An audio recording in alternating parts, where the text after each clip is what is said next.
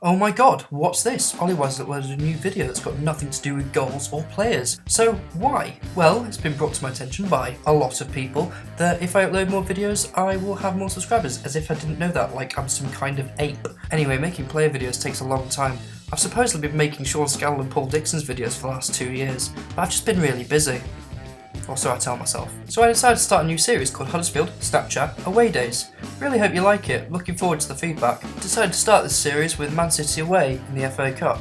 So let's begin. Wednesday evening approaches and me and my mate Nathan go down to the train station in good time to catch our train. However, when we got there we saw that our train was delayed by 20 minutes. This spare time prompted a conversation over what we should do. I was really hungry, I wanted some food, and didn't really fancy drinking because I'd just got a tattoo filled in about an hour before we met up. However, Nathan cleverly convinced me to go for a pint in a conversation that went something like, "Hey man, we got 20 minutes before the train sets off, what do you want to do?" "I don't know man, just got a tattoo filled in, shouldn't really be drinking. Could do with some food though. Come on man, come for a..." "Yeah, okay."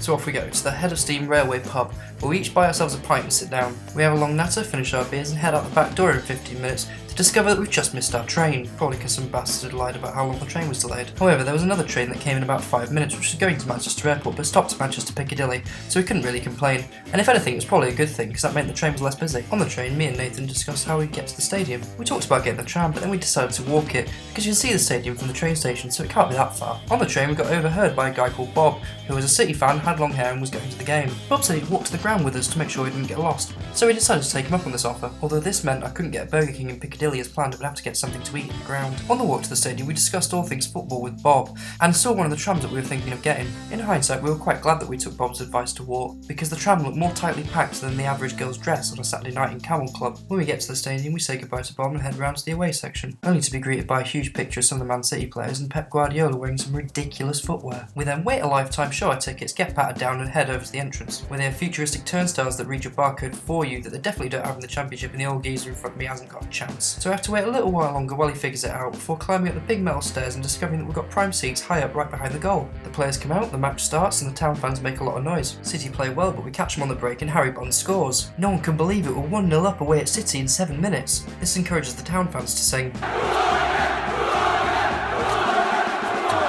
City then shows exactly who they are by scoring 3 goals before half time, which is something I predicted and was the demolition I mentioned in my previous Snapchat, although I spelt it wrong. At least the town fans were in good voice, probably because City's ground's too big for them, which I also put in a Snapchat saying your ground's too big for you, although I spelt your wrong. Clearly after just one beer my spelling goes to pot. Anyway, we go in at half time 3-1 down, and I'm absolutely Hank Marvin, so I decide to get some food, only to discover that you could pay £5 for chips and a cheeseburger was £5.50.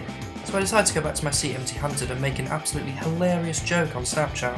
The game restarts, it's more of the same, only this time it's worse because Van Laparra's on the pitch. City fans finally manage a chant of "You're just a shit Leeds United," after about 70 minutes of us chanting "You're just a shit Man United" to them. City then score again, the ball is kicked into the town fans and we refuse to give it back to Claudio Bravo because quite frankly he doesn't deserve it. Iheanacho then comes on for Aguero and scores a goal in added time to secure City a 5-1 win at home. To be fair, that was to be expected because we were playing our reserves against the likes of Sterling, De Bruyne and Aguero, to name a few. I was just amazed we got the replay from the home game, where I thought Philip Billing played really well, got man of the match and deserved this card on FIFA. Anyway, me and Nathan then left the ground and followed the crowd back to Piccadilly, where I could finally get my hands on a Whopper and head back towards our train.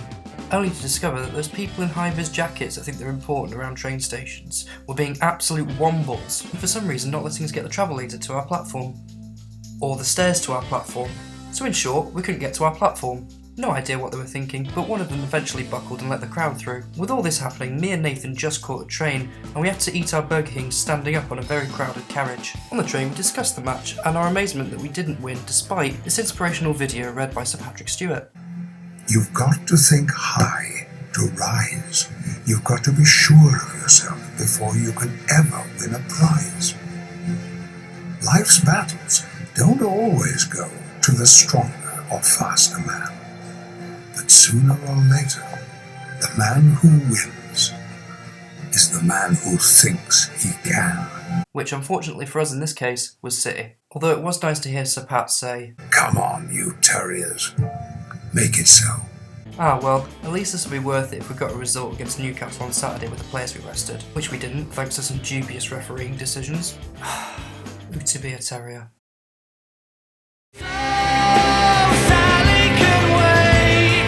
She knows it's too late as we're walking on by.